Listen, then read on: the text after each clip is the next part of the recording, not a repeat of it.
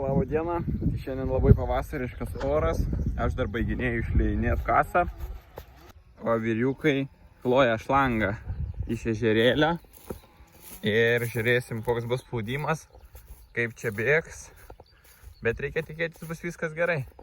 7,5 šlangą diametro, dabar traukiam, šlangą ten su GC-bu traukia, nu tuoj trauks, tai stovi žmogus, prie šitų stovim, kad neužkliūtų kažkur sujungimai ir nenurautų.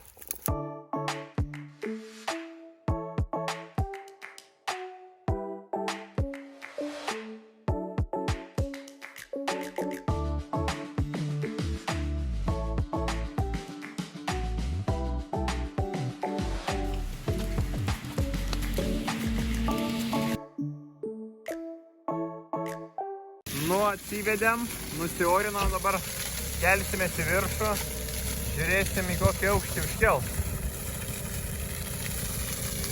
Reikia gal palyst, apspraust.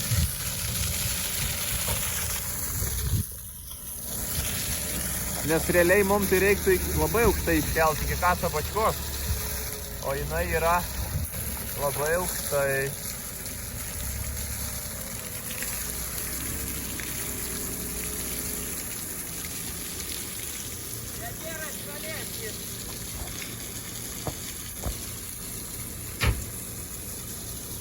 Nu gerai, dabar kasa bačkos aukštis. Tikrai. Tai ten toli matas kasa bačka, kur pildausi purkštuvą. Ir dabar iškėlėm tikrai virš kasa bačkos. Tai bėga aišku biškis liūdniau negu ant žemės, bet ganėtinai neblogai. Tai reikės šlangą durtis ir vesti iki tenai. Ten aišku dar reikės kelią persikasinėti. Bet viskas bus gerai. Nu va, žemai bėga taip. Aišku, aukščiau pakėlus biškis silpniau, bet visai neblogai.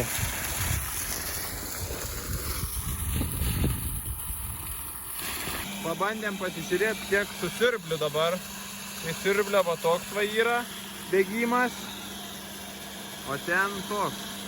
Realiai reikės pasibandyti, gal kubinę bačką, čia sunku pasakyti, nes čia su oru kažkiek papraslais eina, bet šiaip labai panašiai. Šiandien jau antradienis, pasikeičiau šlangą šitą įskleidimo syvį, nes buvo vieną kartą perspaustą. Ta pati šlanga čia, kur buvo trūkus. Tai dabar pasidariau 2 akordų, 400 barų laikės. Tai gal netrukt, neturėtų trūkt, nes jau turbūt nuo chemijos visokių saižė. O čia pernai buvo trūkę, tai žiūrėsim. Kada šita dabar trūks, reiks laukti, nes turėtų trūkt. Tai va, ir dabar keičiuosi purkštukus, jau į purškimą. Čia dar pasiliksiu vieną kasinį, nes reikės dar kasą išliet. Bet jau nebereiks didelę normą liet, nes rapsas palietas, tai kviečiam, tai čia užteks vieno purkštuką. O jeigu reikės, tai dar reikės raudoną užsimest, jeigu šitas nespės išliet. Bet pagal kompą, tai rodo, kad viskas turėtų būti gerai. Patogu, kaip yra hercheris, iš tikro kažkur ar tepalais apsipučia, ar prieš keičiant purkštukus prasipūtai, viskas daug švariau. Nes, čia paskui, kai būna dumblota, tai irgi ne kažką. Arba čia va, biškiai apsipūti, iškart švariau, maloniau dirbti. Atidavė dar vienas žmogus mėšlą, tai čionai arimas dabar yra, buvo kukurūzai. Tai po kukurūzų susieriau, nes galvojau irgi čia runkelių sėt. Bet dabar neturim kitos išeities, atidavė tą mėšlą, tai narimą. Išsikratysim ir žiūrėsim, kaip čia ar su lėkštėm pravažiuosim dabar, ar pabandysim su fokusu iškart važiuoti, nes čia realiai tik tai keli kratytuvai ten pamėšla, tai čia bus geras palyginimas. Dalį lauko klius, dalį neklius ir galimės žiūrėti vegetacijos metu, ar yra skirtumas kažkoks ar nėra. Buvo, tiesą sakant, pagedę biški kratytuvai, tai paskutiniai išbarstė mėšlą, tai pasikeitė galinių lėkščių guoliai, Belarusui galinės transporterio žvaigždės, o senelio tai tenai dar netvarkėm, pusantriako, bet irgi reikės žiūrėti, tenai kažkas su transporteriu irgi reikia žiūrėti. tai bus tokių pasikrapštymų, bet dar turėtume atsivežti šiek mėšlą, kad pabaigti didelį lauką. Šiemet dar nebuvau įsinešęs kritulių matuoklės, tai dabar įsinešiau ir žiūrėsim, kiek čia prilis.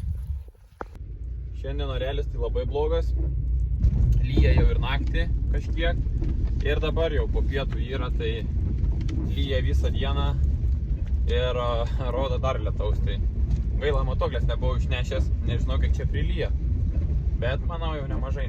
Dabar išnešiau, tai pasižiūrėsim, kiek prilis iki rytojaus ryto, nes naktį rodo ir sniegą, ir nulinė temperatūra, tai atšalo dabar tie orai.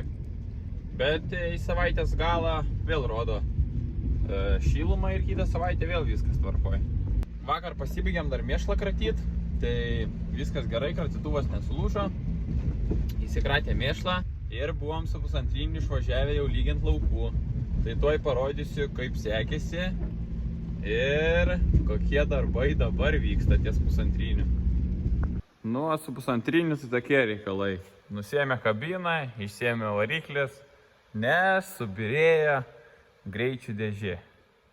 O greičių dėžėjai subirėja viršutinis dantratis, o taip nuėdė dantračius. Tai visa laimė, kad yra dar 3 dėžės sandėly ir yra dalių. Ir aišku, dar šita dėžė buvo padaryta be dilytelė, be nieko. Ant vieno dantračio padaryta nei pusbėgių nieko, nes 8 variklis įdėta šitam pusantrinį ir paprasčiausiai labai greit sudegindavo tuos pusbėgius. Tai viskas padaryta mechaniškai ir viskas. Čianai išardyt tokį traktorių, tai realiai ką čia pradėjo vyrai apie kokią 10-11 ir jau 5 valandą viskas išardyta. Tai dar porą dienų ir susirinks, dar reikės čia porą guolių nusipirkti. Ir tą veliną reikia nusipirkti, nes šitą neturim. Čia jie susimauna taip, tai čia visiškai nebėra dantračių. Tai susidės ir viskas bus. O pabaigsim lyginti su klasu ir bus tvarkelė.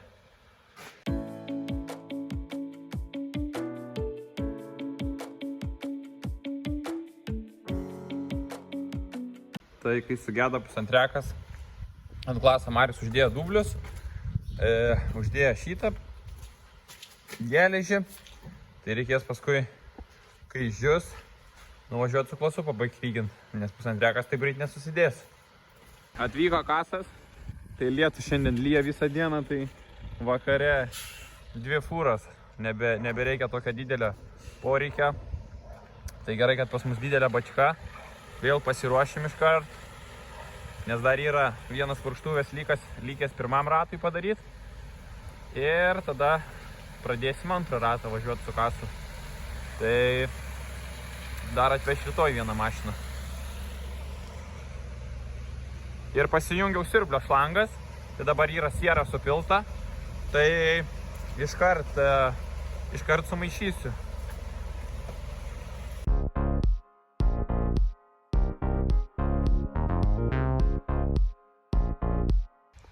Atvažiavo dar vieną fūrą ir kaip tyčia siurblys sustrikavo, nes norėjau susmaišyti ir į purkštuvą prisitraukti vieną, kad koncentracija man nepasikeistų.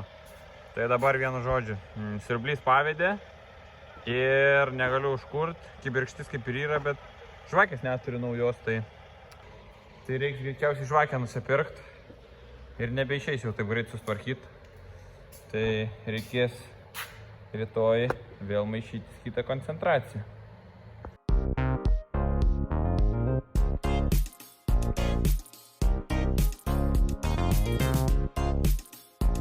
Gerai, čia dabar naujos partijos tiesulfatas, tai nėra nuosėdų. Šiandien biškį sniegą turim, apie 0 laikosi. Tai jau iš vakaro šlapdirbos. Šlapdirba buvo. Ir ryte atsikeliu, žiūriu, baltis stogai jau. Reikia eit bandyti dabar tą siurblį pasileisti. prasimaišyti ir tada prisipilti purkštuvą, nes dar vieną fūrą turi atvažiuoti kas.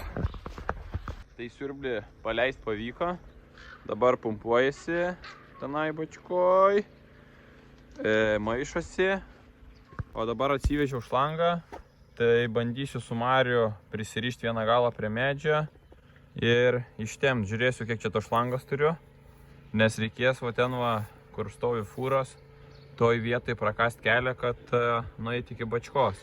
Ir dar ten reikia vieną šlangą pasiklot, nes yra rina ir visada bėga, tai reikia pasidaryti, kad jie tiesiai bėgtų per kelią, nes labai buzojasi.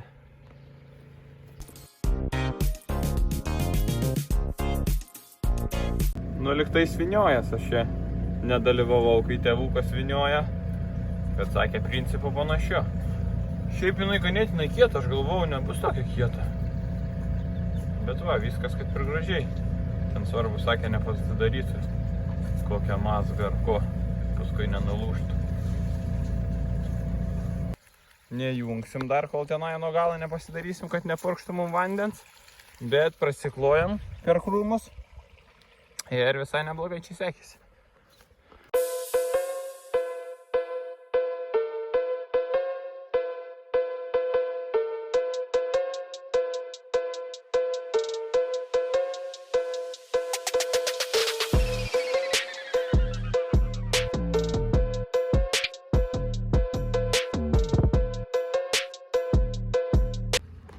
Kai džipą nėra, tai šlangą reikia taip vežtis.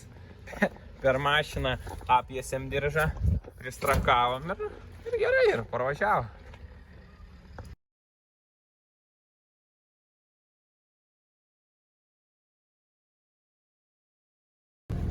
Susijungė dėžė, tai dabar dar prasiplovė dantračiai, kad nebūtų kokių nors pakliūvę metaliukų.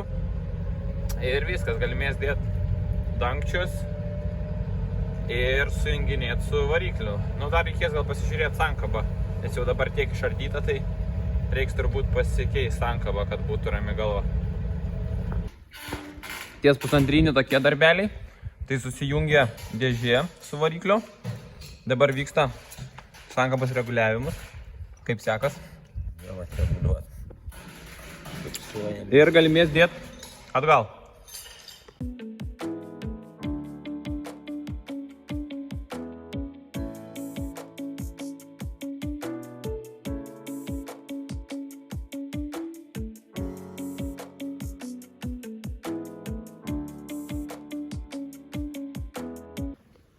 Įsidėję jau ir į rėmą, tai lieks susijungiuoti šlangas ir užsidėti kabiną. Dar aišku, čia bus pasižaidimo susitaikyti skylės, bet šiaip sunkumas jau padarytas.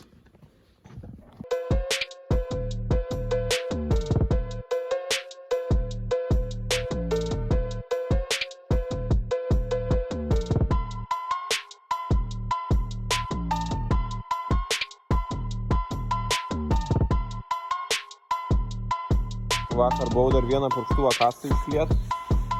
Ten pasibaigti reikėjo, bet neužteko tam laukui. Tai dar ten biškį liko porą pravažiavimo.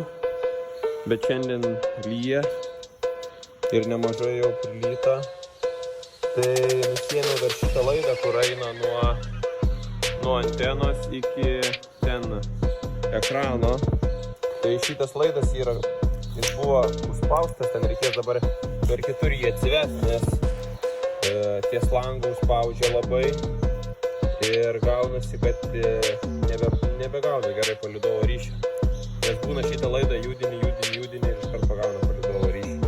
Vienu žodžiu reikia laidą šitą nusipirkti ir gali būti trumpesnis, nes jis čia labai ilgas. Ir manau turėtų būti gerai. Nes būna atvažiuoji į lauką, lauki, tada supratau, kad šitas laidas, tai pajudini laidą biškai greičiau, bet būna vėl suvibruoja, dingsta vidury purškimo. Tai reikia pasikeisti ir turi būti gerai. Vakar čia jau užsilyginom, dabar pasilykom tik tai čia, tenai priekabą dar reiks patraukti ir suryną sujungti ir va čia va prakast. O čia nais irgi jau šiandien kaip tik galima matyti, ar veikia viskas. Tai dar čia drenažą gal nepasigavę savo kanalų, bet iš tenai tai jau bėga, viskas tvarkoj. Per kelią paklojame metalinį, kad neužspaustų.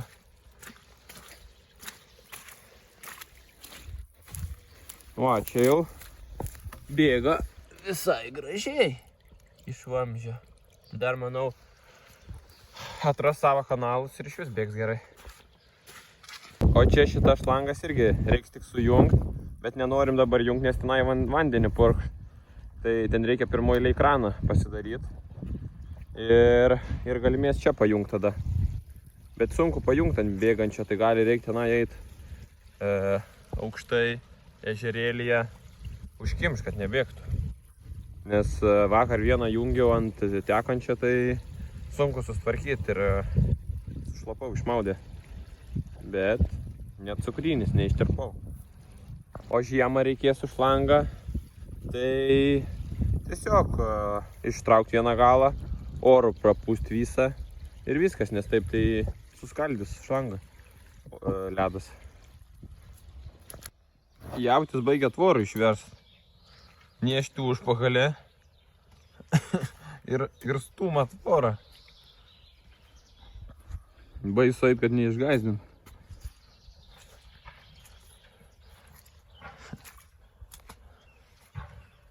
Su ragais neužkabintų tvoros.